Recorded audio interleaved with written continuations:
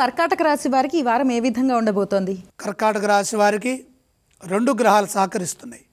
ఏకాదశంలో శుక్రుడితో పాటు సప్తమంలో చంద్రయోగం, 2 శుభగ్రహాలు అనుకూలిస్తుంటే మనోబలం పెరుగుతుంది. మనోబలంతో విజయాలు సాధిస్తారు.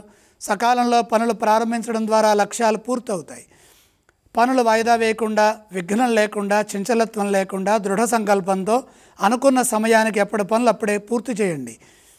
ముఖ్య కార్యక్రమాల్లో శ్రద్ధతో పనిచేయాలి. ఏ విషయాన్ని లోతుగా ఆలోచించవద్దు. ఏకాగ్రతతో పరిస్థితులకు తగ్గట్టుగా నిర్ణయాలు తీసుకోవాలి.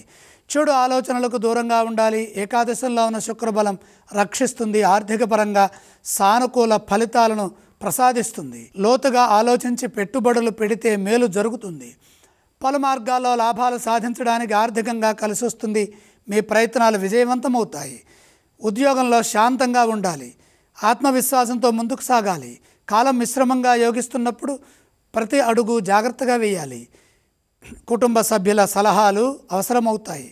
వ్యాపారంలో ఇబ్బందులు ఎదురుకాకుండా ఏకాగ్రతను ఉపయోగించి పనిచేయాలి. ఆత్మవిశ్వాసం ముందుకు నడిపిస్తుంది.